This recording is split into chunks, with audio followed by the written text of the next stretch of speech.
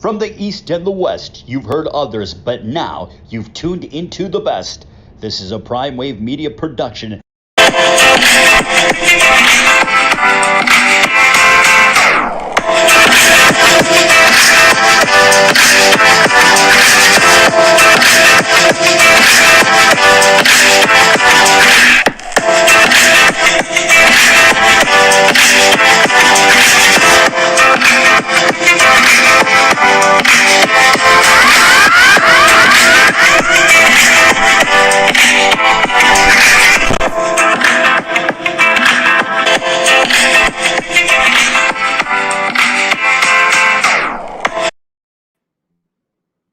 All right. What's going on?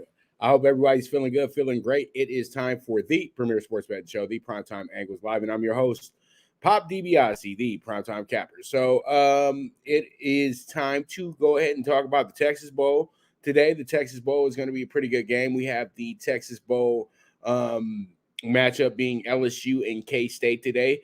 LSU coming into the game 6-6. K-State is right now 7-5. When I look at the way that we break down this game, when I see everything here on my notes, what I can see here, we have LSU just identical to their record. They're 6-6 against the spread. They're also have went under in 7 out of their 12 games this season as well too. And then when it comes down to to what they're going to be today, they're going to be the underdog. So as the underdog, they were underdog 6 times this season. They won twice, lost 4 times. And then when it came down to the spread, they went 3-3 as an underdog. Now K-State comes into the game 7-5 against the spread. They've went under in 7 out of their 12 games as well too. As a favorite straight up, they are 6-1, and against the spread, they are 5-2. Today, I feel like K-State is going to have their absolute moment where they can go ahead and just beat down an SEC team. I know LSU was one of the 2 years removed from a national championship, but you know what? That was 2 years ago. Today is today. It's a new day. It's a new life. And I think that, LSU is going into a different direction. They have a new coach coming in next year. They're going to be saying goodbye to their old coach, Ed Orgeron, who's like a cult classic type of coach and things of that nature. But all in all, at the end of the day, LSU just was a big disappointment this season, and I think that K-State is going to be more motivated to really get into this game and win this game today.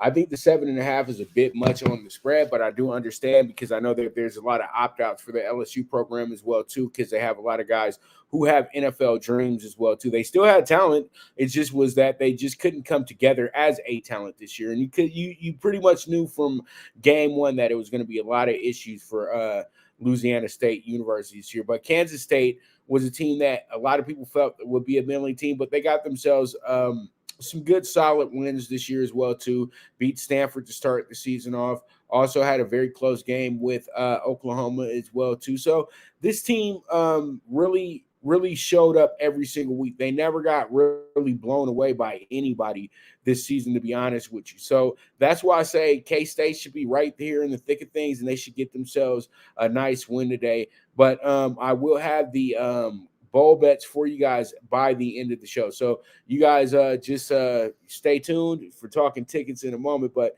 let's go ahead and jump into our next game.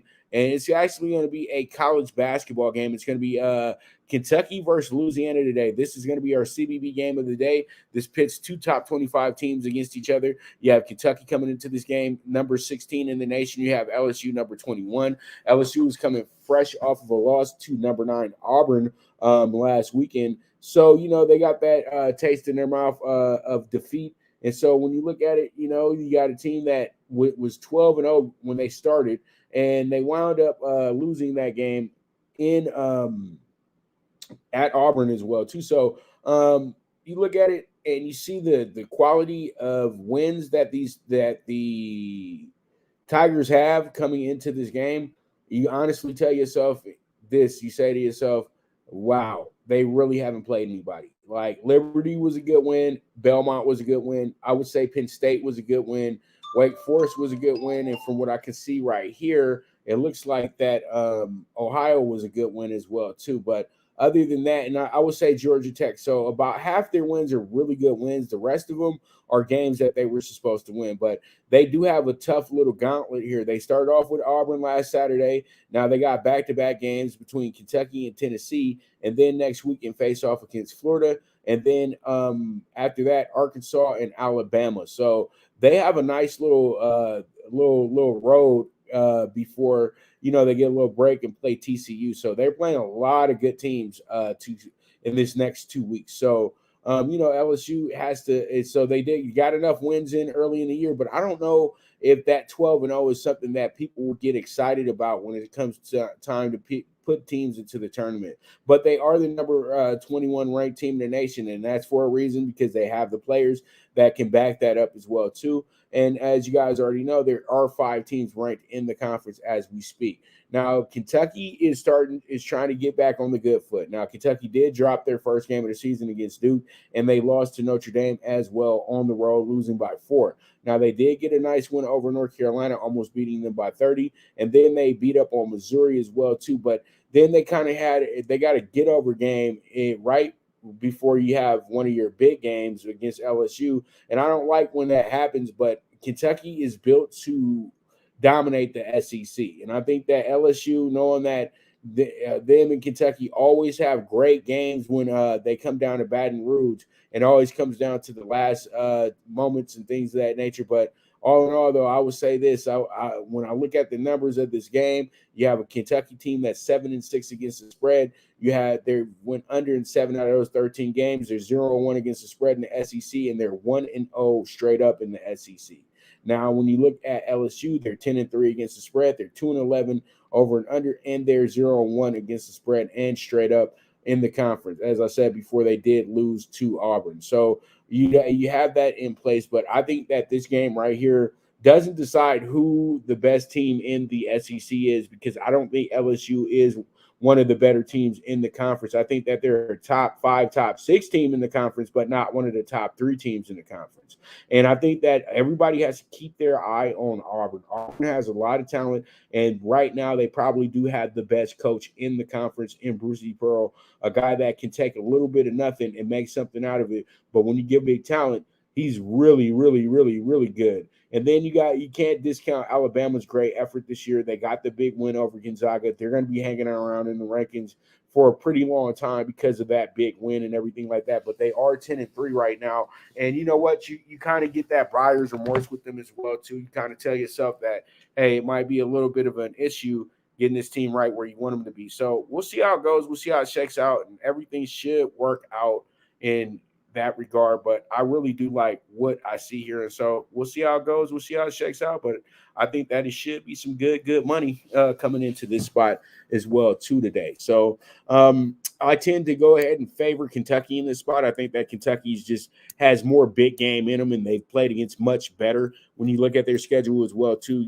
Duke, North Carolina, those games are huge. Notre Dame as well too. So they got a good. But, you say, oh, the ACC is not that good this year. But that's not really an excuse at the end of the day. So pretty much I do like the way that this game is shaping up, and I think that we are on to one of our better games of the day. So there it is. There it is. So pretty much with that, when I get back, we're going to go ahead and get into the state of the Lakers, and then also we'll go ahead and talk about the NBA Tuesday night, and then we'll get into our talking tickets, and that I have the Texas Bowl bets for you guys. Also have the CBB PrimeTime PK6 high value ticket right there, and also a nice value ticket with the NBA Super High Five today. So you guys go ahead and stay tuned to the premier sports betting show, the Primetime Angles Live, and I'm your host, Pop DiBiase, the Primetime Cappers. Good News Only Racing Club, led by the legendary Doug O'Neill, the trainer of 2 Kentucky Derby winners, and I'll have another in Nyquist. Also trained 2-time Breeders' Cup champ Golden Sense, who are just a part of a long list of thoroughbred champions trained by Doug O'Neill. The Good News Only Racing Club has a young core of horses to look out for in Dennis's Celery, Irish Heatwave, and Notre Dame, just to name a few. Win the day every day with the Good News Only Racing Club, a proud sponsor of the NFL Bet Exchange. From the East and the West, you've heard others, but now you've tuned into the best. This is a Prime Wave Media production.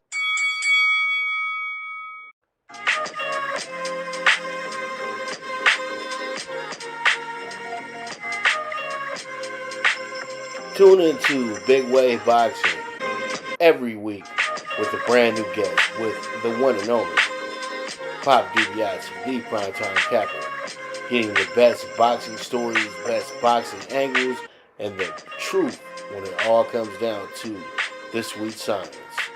Tune in to Big Wave Boxing on the Prime Wave Media channel on YouTube.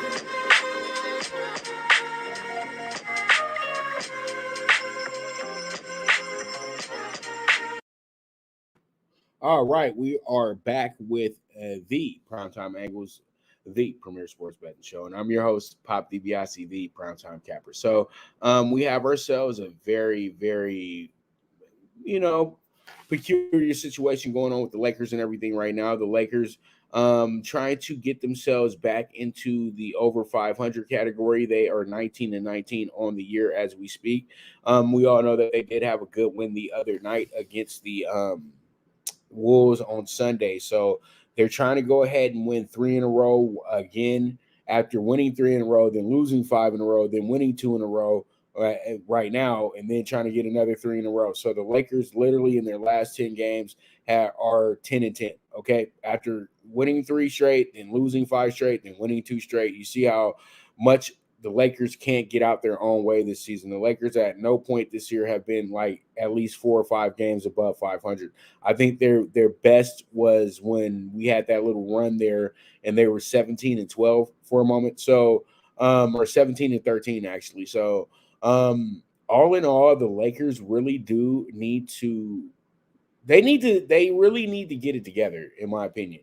You know what I mean? But right now, I like what I saw the last 2 games. And I like the fact that guys have came out and admitted things to the media and letting them know that they're not Supermen as well, too. So I say this. I know a lot of people have their gripes with Russell Westbrook, and they said that he's making the Lakers worse. I would say that, yeah, he does turn over the ball a bit more than you want somebody to.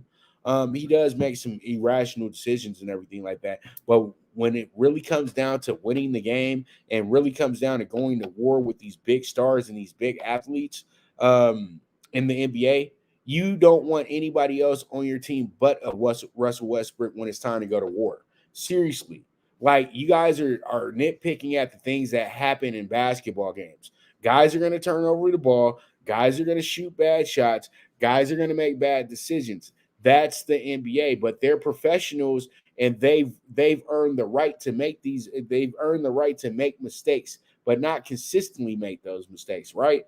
I don't think that it's that big of a problem because the Lakers still don't have a losing record. Now, if the Lakers it was different, and the Lakers were, say, at this point, they're 19-19, that's 36 games. Say if they were 10-26 at this point. Hell yeah, that would be a big problem with Russell Westbrook doing that every night. I wouldn't even think he would be in the rotation anymore with him doing that every night. But I think that he makes up for that with his constant ultimate effort. And I said that if the Lakers play with as much effort and as much passion as Westbrook did, we could be a better team. That's the whole thing. I think that it needs to be more contagious to the rest of the guys, because when he was in Oklahoma City, the reason why he was able to get triple doubles was because that inspired guys to be great that night and do their part and make sure that, they'll be right where Russ needs them to be. When he went to Houston, he got back with his boy Harden, but still at the end of the day, everybody really gravitated to, okay, we got to be like Westbrook out here. We got to play hard and really go hard in the paint. When he went to Washington, he surprised everybody. Those guys were beating some of the best teams in the NBA night in and night out, and at first didn't even have a great record. Well, Westbrook sat out the first almost 6 weeks of the year, but came back in, and him and Bradley Beal became an NBA Jams duo. So Russ is not the problem, okay? At the end of the day, it's a total team effort. And I think that there's a lot of other things going on with the Lakers that's putting the Lakers in this position that they're in now. But let's think with a positive mind. The Lakers won their final game of the year, and then they wind up winning their first game of the year. That's good rapport moving forward. And it does it does go ahead and it does preach the, positivity moving forward. Now you got the Kings tonight. They're putting another good spot in your face to go ahead and get a good win. But with the Lakers, you have to be careful. They're not, it doesn't matter what that team's record is. If they're coming ready to play tonight, the Lakers have to step up their game or they'll lose. It's just that simple. They're not young. They don't have the mix of young and old. The Lakers have a lot of old and a little bit of young. We went from being a very young team to being a very old team. And that's what's happening with the Lakers right now. Old guys start slow, but when they start picking up the pace and things start going a little bit, then that's when the ball starts rolling. You just want to make sure that you don't tire these guys out by the time you get to the playoffs. But as we all know at this point right now, if you're still thinking about a Lakers championship at this point, you're kind of delusional because the Lakers don't have that championship look, to be honest with you. But that doesn't mean it can't come into play as we keep going game to game. But at this point, no. Okay, so when I look at my notes, Lakers are in their third matchup of the season against the Kings. They've split both of the games. First game was in at Staples. Kings won. Second game was in Sacramento. The Lakers won that game. And the Lakers are 5-5, as I said before, in their last 10 games. And the Lakers are undefeated in 2022. I know it's a little small stat, but they're still 1-0. They're fourth place in the Pacific Division, but they're the seventh seed in the playoff race. From what I'm hearing, Kendrick Nunn is very close to being healthy as well, too. Hopefully that won't do anything like getting players dropped off the team, like, say, Darren Collison, who I feel like can come into the Rondo role now and be better than what Rondo was. I know a lot of people love Rondo and everything like that because they're still thinking about what happened in the bubble when they won the finals, but Rondo's washed up. Okay, let's just be honest about that part. And Boston got the best of Rondo. The best version of Rondo played in Boston 15 years ago. Okay. So let's just not feel bad about parting ways with Rajon Rondo, a guy that's just going to go sit on the bench over in Cleveland and give them some good, wise words. You know what I mean? We need guys who are going to be able to contribute and help us win games night in and night out, not just once every 2 weeks. So THT, is he regressing?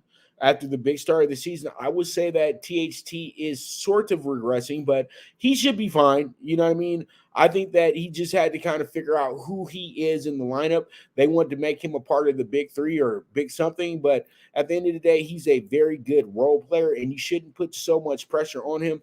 His job is to just go ahead and contribute what he can contribute. You can't ask him to be a superstar type player for you yet. I think that he has to build himself into that. He hasn't played enough time in the NBA to really get to the point where he's a super killer, but he has the looks of being a killer. So, it is what it is. Now, the Kings are 10-11 since Gentry took over the team from Luke Walton, who was terminated on November 20th, right after the Jazz game that night in Sacramento.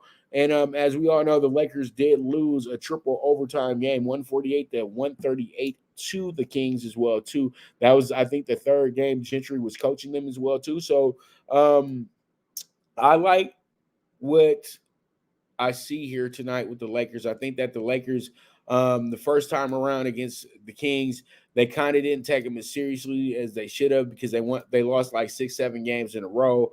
Next time they came out, they absolutely took the game right to the Kings and they absolutely crushed them.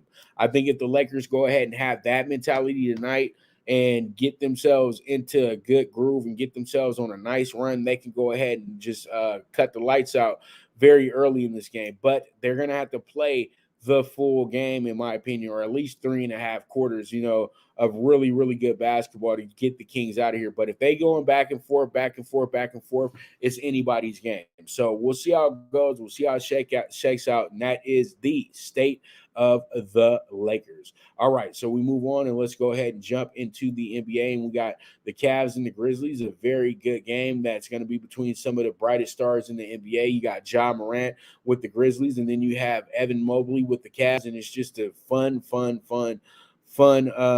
time in the NBA if you're a fan and you love these young players, because these guys are really good, and you're starting to see the transition from these players from about 10, 12 years ago, starting to phase out of the NBA, and these brand new guys who've entered the league in the last 4 or 5 years are starting to make their place in the league as well, too. So when I look at tonight's game, you have a Grizzlies team that's 24-14 in Cleveland tonight at the Quicken Loans Arena. Cavs being 21-16 right now. The Cavs were one of the hottest teams in the NBA. At one point, they were like 12-0. They had went like 18-0 against the spread. And I think the last few games they've been a little off because they did lose 3 in a row. And then finally they were able to get a nice little win over Indiana, but they lost 3 in a row though. So pretty much you look at what's going on here. You say to yourself, after that monster win over Toronto, things got a little different. Now, when you look at the Grizzlies coming to this game, they're absolutely a house on fire right now. The Grizzlies have wound up closing out the month, winning 4 straight, then won the other night last night in Brooklyn. So they have 5 wins in a row. And Ja Morant has absolutely been crushing it since he came back. But, they did lose a few games when he came back. So, he's just making up for lost time and everything like that. So when I look at this game, you have a Grizzlies team that's 23-15 against the spread. They have went under 19 out of their 38 games. They pretty much beat all the top teams in the NBA as well, too. So that's something that you have to put into fruition. And also, they already beat the Cavs on the second day of the season, pretty much opening night of the league, when they beat the Cavs 132-121 in Memphis that night. So when they played against the East this year, they're 5-5 straight up. They're 6-4 against the spread. And when it comes to the over and under, they are even. Now on the road, they've had 17 games. They're 11-6 straight up, 12-5 against the spread, and they've went under once again. And they've went under on the road in those games. Let me get that real quick for you because I put the wrong stat like a goofball. So as a road team this year, the Memphis pretty much is right now, from what I'm seeing here, Memphis is 7-9-1 against the spread this year. Against when it comes to over and under, that means that they've went under in 9 out of those 17 games this year. So Grizzlies got all the numbers that say, hey, this should be a team that you should take very seriously tonight, but they are coming off of a very, very strong effort against Brooklyn, and sometimes you can't go ahead and duplicate the same thing you did the night before. Now, the Cavs are 25-10 against the spread, the best record in the NBA. The Cavs literally, when it comes to the spread, they are absolutely incredible. 71.4% cover rate for this team. So this team has been absolute money for you this year. In that regard, they are so good. They are actually plus 7.6 as well too on the money. So that means that literally the Cavs have probably made the most money for anybody on. It's not that they have made the most money for everybody that has the spread, that plays the spread night in, night out. So pretty much if you played the Cavs for these last 35 games, you are feeling pretty good because you have had 25 payouts to 35. So that means that you got some money in the bank right now if you've been betting the Cavs every game. But I know that's very impossible unless you're somebody in Cleveland who's, that much of a Cavs fan. Now they've went under in 22 out of their 37 games this year as well too. And then they've also went 10-4 against the spread versus the West. And then also they have went under in 9 out of their 14 games versus the West. And they are 7-7 straight up versus the Western Conference. Now at home, they have played 19 games. They're 11-8 straight up. And then they're 13-5-1 against the spread. And they've went under from what I'm seeing now and from what I see here, because I don't know why I kept putting the same over and under as their total over and under. So I'm very sorry about that. We have Cleveland with the 7-12 at home. So Cleveland is a team that goes under a lot at home. So they have the 7-12. So they've went under 12 out of those 19 games at home. So pretty much there it is. From what I see here, I think the Cavs have been impressive enough at home, and when they're favored at home, they're really good at home. So they've been able to cover spreads as a dog and as a favorite. And a lot of times as a favorite, they it's almost like they do even better. So I think that they can go into this game. I know that they had a game the other day where they had a big lead, wound up losing that game by 4 points. It happens. It's the NBA. But in this game, I know that they want to go ahead and lock it down on Morant tonight. So I think that they're good enough to go ahead and get themselves a nice win tonight by 4 more points. And we'll see how it goes. We'll see how it shakes out, but we'll move forward from there. Now, when we go into our next matchup, it's going to be the Spurs and the Raptors. And this is kind of a battle between two teams that are very similar in a sense. Toronto's kind of like San Antonio of the East, and San Antonio is kind of like Toronto of the West. You know what I mean? Two kind of I won't say, I know Toronto's a major market because that's the biggest city in Canada, but then you have San Antonio, which is not one of the bigger cities in Texas. And you know that Canada is not one of the bigger attractions in America. So pretty much, both these teams kind of really are similar to each other. You have a Spurs team coming in at 14-21. You have a Raptors team 16-17. And then when you look at everything, when you see the notes, you see 20-15 against the spread for the Spurs. They've went over 19 out of their 35 games this year as well too, with 2 pushes. And then also they have went 6-6 against the spread and straight up versus the Eastern Conference.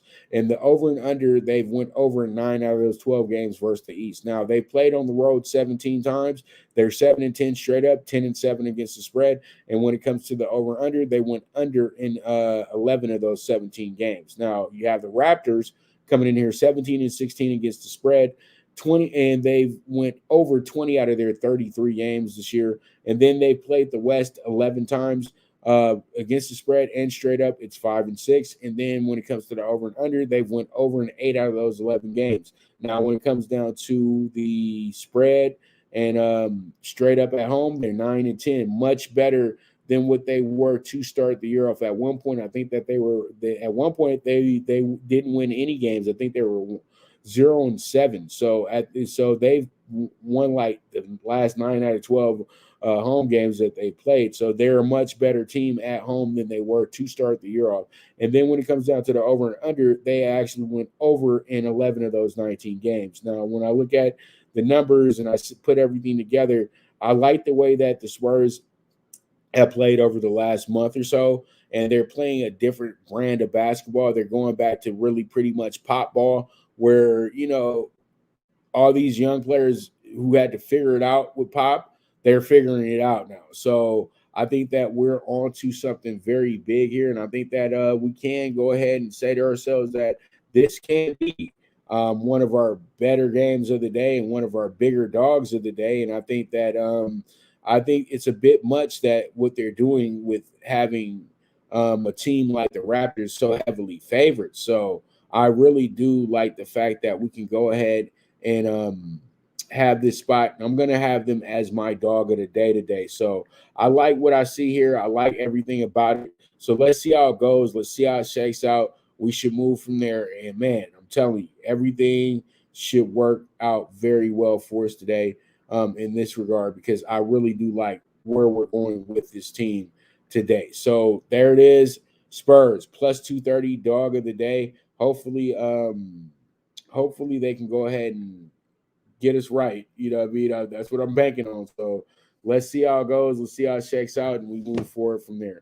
All right, so we have ourselves our next game up, and that's going to be the Pacers and the Knicks. The Pacers and the Knicks have played twice already, with the Pacers beating them twice. The Pacers actually beat up on the Knicks pretty bad, too. First game, they beat them by 13, 111-98 on November 3rd. Then they came back around and played in Indiana again on December 8th. They wound up beating the Knicks set by 20, 122-102. So when you look at the way that these matchups are setting up with the Pacers and the Knicks, even though the Pacers haven't had that great of a season, 14-23, and the Knicks are 17-20, and as I keep saying, 12-19 since that 5-1 run to start the year. So, you look at this, you got a Pacers team 18-18 and 1 against the spread. They've went under in 20 out of those 37 games. Now, versus the East, they're 9-16-1 against the spread. They're 8-18 straight up versus the East. Okay. And then they've went over in 14 out of those 26 games. Now, on the road, they're one of the worst teams in the league. 3-14 straight up, but against the spread, they're 7-10. And then when it comes down to the over and under, they've went under in 11 out of those 17 games. So you have a Knicks team who's 16-21 against the spread and 17-20 on the season. Now they've went under in 21 of those 37 games. Now versus the East, they're 11-16 straight up, 12-15 against the spread. Now when it comes down to the under, they've went under in 16 out of those 37 games. Now at home, after a 3-0 start at the Garden, the Knicks have actually went 4-11 since. So yeah, man, this got to get. I think it has to get picked up. Actually, I think they started off 2-0 because I think that first game against Orlando at home was a loss that week. So let's just say they started off 2-0. That means that this team has went 5-11 since that point. Okay, so they're not playing well at home at all. And and then against the spread, they're 6-12. Okay. And then when it comes down to the over and under, out of the 18 games, they went over in 11 of those. So when I look at this game, you say to yourself, okay, let's jump on the Knicks, right? No. The Knicks have been having it. When you have the issues that the Knicks have had with the Pacers this year, they're hard to trust in the spot, even with the low spread. I think that the best thing here is to go ahead and scoreboard watch and play the over, because I think the over is the play. Both those games pretty much went over, those first 2 games. And this game right here is showing like it's not going to go over because it's at 207. But when you have a team that scored 111, 122 against this Knicks team, it tells me that they're going to still come out and score some points today. So I like the 207. I think it's a hittable number. I think a lot of people are going to get fooled by it and think that some defense is going to show up tonight, but I don't think there's any defense showing up tonight. I think that this game goes well over, and let's see how it goes. Let's see how it shakes out. All right, now we move forward to the final game that we have here in the group, and this is going to be the Pelicans and the Suns. The Pelicans and the Suns. This is going to be a really good one because you have a Pelicans team 13-24 at home, and then you have a Suns team that's 28-8. But actually, the Pelicans are playing better basketball right now, even without their superstar young franchise player Zion Williamson. So when I look at the Suns, they're 112. They beat the Pelicans already on November 2nd, beating them 112-100. In New Orleans. Now you have a Suns team that's 19-17 against the spread, and they've went under in 19 out of their 36 games this year, and 37 games this season. Now, when it comes down to the road numbers, they're 12-4 straight up, 9-7 against the spread, and when it comes down to the over under, they went under in 10 out of their 16 road games. Now, when it comes down to playing the conference, the Western Conference, they're 18-7 straight up, 12-13 against the spread. And then they went under in 15 out of their 25 games against the conference. When I see that their spread record is under 500, it shows me that the Suns are good, but they're not that great. They can go ahead and really, really play to a point, but they're not. It's tough to trust them on the spread, pretty much. Okay, they're winning a lot of games, but they're not covering. But that's because they give them a high number night in and night out as well, too. So you do have to go ahead and kind of put that into play as well, too. But I think that it's a bit of an overhype, to be honest with you, and I think that it gets a lot of people in trouble because we know that Chris Paul is no spring chicken. Even though he looks great at what he does, I know that some days that he could be the hindrance, or Eight not being around could be hindering things, or Booker not hitting 14 three-pointers in a game. That could hold things up. But this team is winning simply because they have that glow. They have that flow. They have all the stuff that you put together when you're chasing rings, chasing championships. They have the right mix of defense and offense. So that's why this team doesn't really need to go out there and beat you by 30 to impress us. Okay. So the Pelicans coming here 16-21 against the spread, much better than their actual record, but still not a good record at the same time, too, because they're still under 500. And then when it comes down to the over and under, they've went under in 20 out of their 37 games. Now, at home, they played 17 games, 7-10 straight up, 10-7 against the spread, and they've went under 9 out of those 17 games. Now, when it comes to playing the West, they've played the Western Conference 23 times this year, and they've went ahead and went 8-15 against the spread and straight up, and also went under in 15 out of the 23 games. So we have this game set up. I think what happens here is that the Suns are going to be a super overbet. And when you look at the last game, they only beat the Pelicans by 12 last game, right? They're going to be a 7.5-point favorite tonight. A lot of people are going to have this idea that the Suns are going to be able to just walk all over the Pelicans. Not so fast, because all top teams, when it's the beginning of the year, this is when they're the most vulnerable. As last night showed, you had a Pistons team beat the Bucks last night. They are so far apart in wins and losses that was an absolute shocker. But why is it a shocker? This is the NBA. This is professional sports. Things like this are going to happen. Okay, so when I look at this situation right here, I just say to myself, the Pelicans are going to have good effort tonight because they're going against one of the better teams in the NBA, and they're going to be overlooked and under bet. So I like the plus 7.5. I think that they cover this game. Let's see how it goes. Let's see how it shakes out, and we move forward from there. All right, so with that, I'm going to go ahead and take me a quick break, and then when we get back, we're going to go ahead and do talking tickets. So you guys stay tuned. This is the premier sports betting show, the Primetime Angles Live, and I'm your host, Pop DiBiase, the Primetime Capper.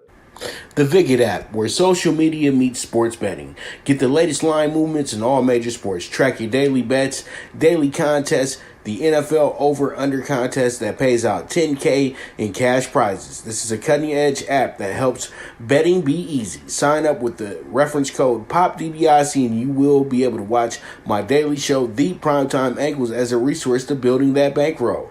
Viget is available in your Apple or Google Store on your iOS or Android. The social sports betting app, Viget.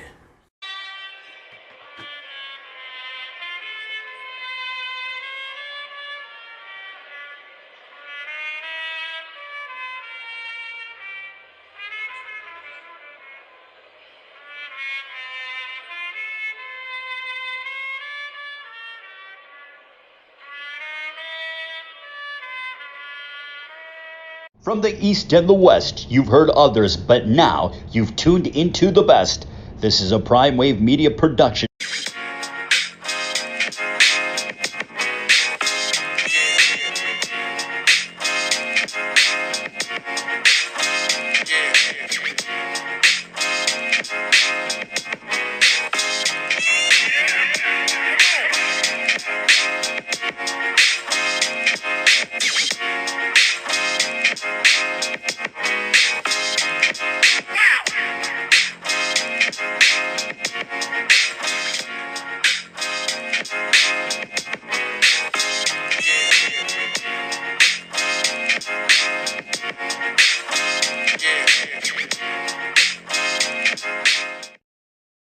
All right, we are back with the premier sports betting show, the Primetime Angles Live, with Pop DiBiase, the Primetime Capper. I hope everybody's feeling good, feeling great. It is the 4th day of the year, so man, make sure that you are smashing your daily goals, all that good stuff, and not procrastinating with your time to talk about I'll do it tomorrow. Nah, it ain't about tomorrow, because you got to get everything done today. All right, because tomorrow is a whole new day, whole new slate. All right, so let's go ahead and jump into our Texas Bowl bets for Talkin Tickets tonight. And we're going to talk them tickets. We got, as I said before, I love K-State with the 7.5 tonight. I know it's kind of bold, but I just don't believe in LSU. And the SEC, let's be honest, was an absolute flop when it came to the bowl season this year. They got 3 wins this year. I think 4, actually. 4 wins, and they sent literally everybody from the conference but Vanderbilt. Like, name another team not named Vanderbilt that didn't get to go to a bowl game this year in the SEC. Can you guys say it with me and say it with me very loudly? Overrated. When you have one team, you can't say the other 13 are that great. You know what I mean? If they're kicking their butt every single season. Now, if Alabama was challenged every single year, I could respect this SEC being the best conference in the nation BS when it comes to football, but it's just not true. I'm sorry, it's not. Okay. I think that the Big Ten actually has a better quality of opponent. You know what I mean? Because your best teams can go into those places and lose. That's the whole thing. I couldn't put Arkansas in the CFP and expect them to be, brilliant. You know what I mean? But you can put Alabama and Georgia in there all day. Now it's called the SEC is the greatest conference that's ever lived. Okay, whatever. So we have K-State, and then we have the under 23.5 first half, and then we also have the first quarter of K-State with the half a point, and then also we have the K-State single, the over 275 team total as well too today. So that's our Texas Bowl bets. Let's go Wildcats. Let's go ahead and see if they can get us a nice big win today to get us to end our College Bowl mania on the right foot. You know what I mean? We did pretty decent. I think that we pretty much went even on both sides. So it looks like we're going to go 16-16. I'll do better next year. I promise I'll do better next year. All right. So we have the CBB PrimeTime PickS 48-1. I'm going to rock with Jacksonville State. They were a late fill-in because I was going to use Penn U, but that game looks like it's about to go ahead and actually be canceled. So I kind of saw that was happening because when I don't see a line on the game, in most occasions, that game is about to be taken off the board. That's why they don't have a line on it anymore, the way that things are going in today's world. So we have Kentucky in our game of the day spot. I have Kentucky with the plus 110 here. Also have Baylor today in their big game against Oklahoma. And also, if you guys are following me on Twitter, I did go ahead and release the CBB conference bets list for today. And so that's a part of that group as well, too. But we do have Baylor with the minus 12 today. It looks bold, but at the end of the day, the way that Baylor plays and the way that Baylor plays at home, they really, really, really rip teams' heads off. Like it's like Cobra Kai, no mercy at all when it comes down to that. So it is what it is at the end of the day. And then we have Central Michigan with the plus 13. They're going to be a home dog today against a very tough Toledo team. But once again, this is the MAC. So you can't look at the MAC and think that it's like the Pac-12 where a team will come to town and they'll really beat you by 30.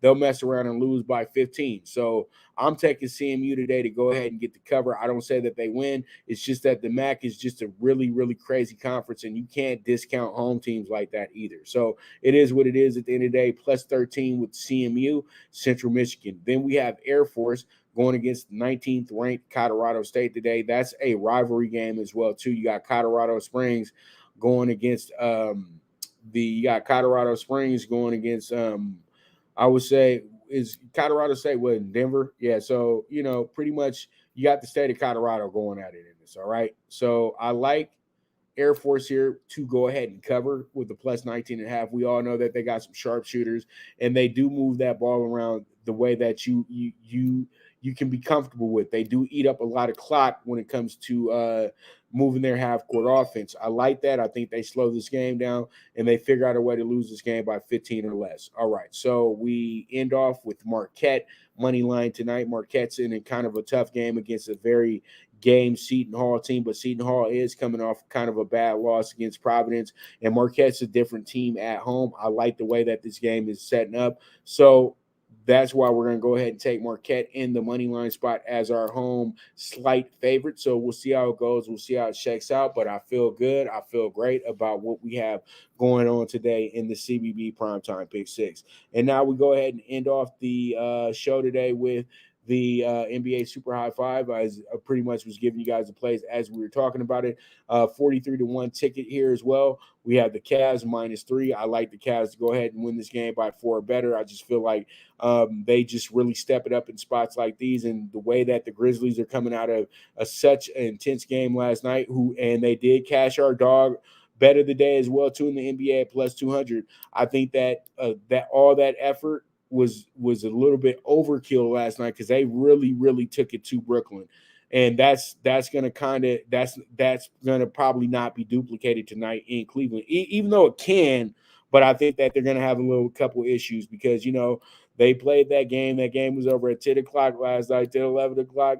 You know that they went out and got something to eat because they was feeling good about being in New York and all that stuff. You get to Cleveland early this morning, and I think that guys are going to spend a little bit more time sleeping today than actually, doing warm-up and stuff like that. And I think it will have them off just a little bit today. So I like the Cavs in this spot because they had a day off and the Grizzlies didn't.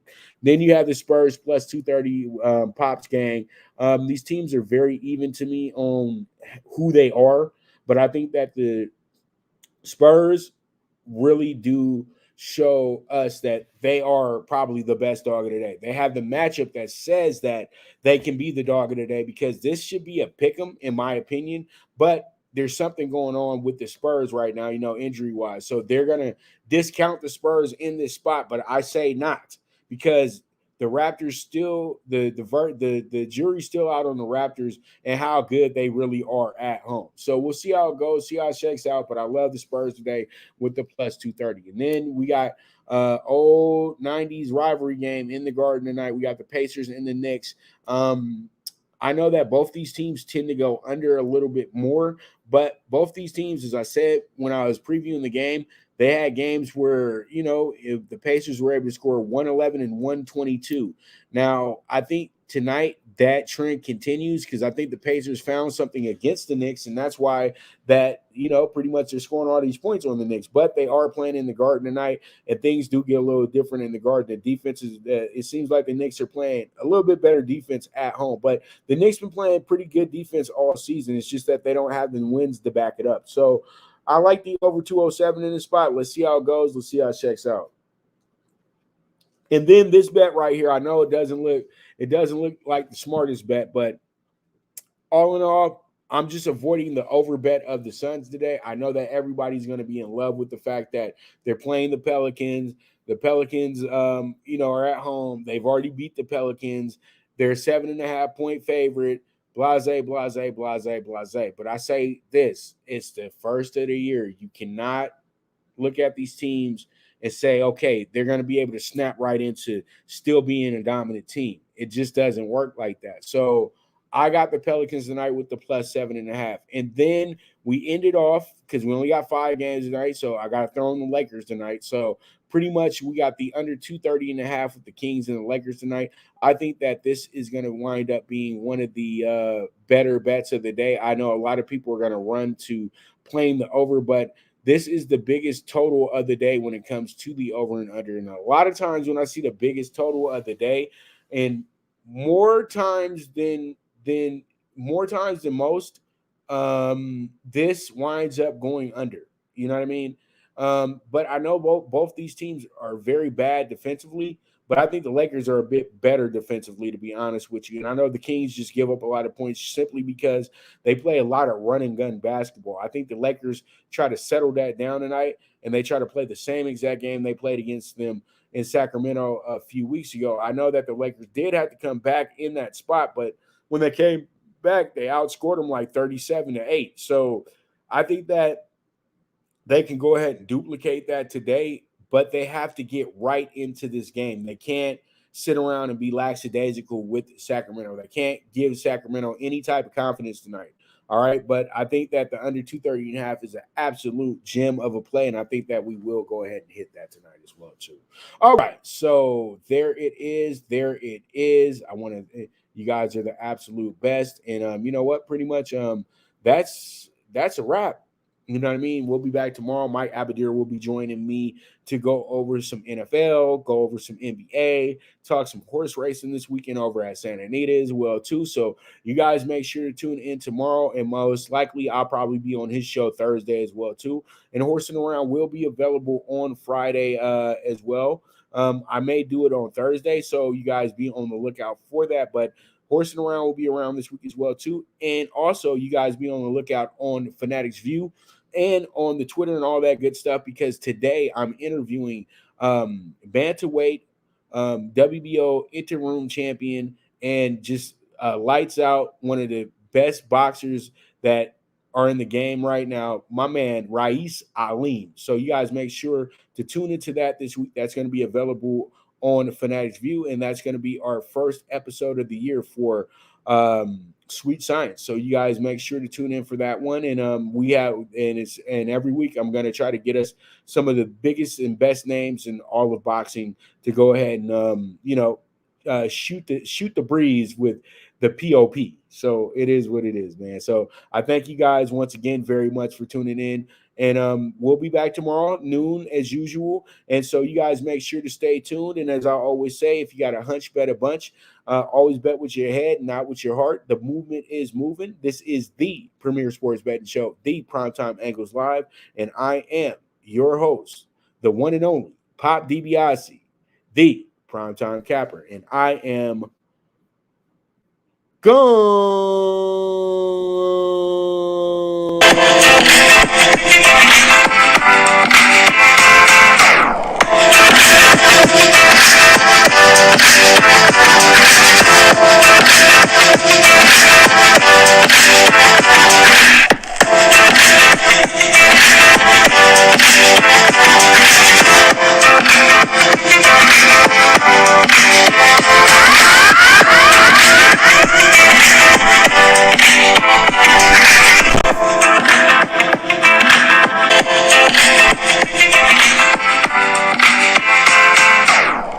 From the East and the West, you've heard others, but now you've tuned into the best. This is a Prime Wave Media production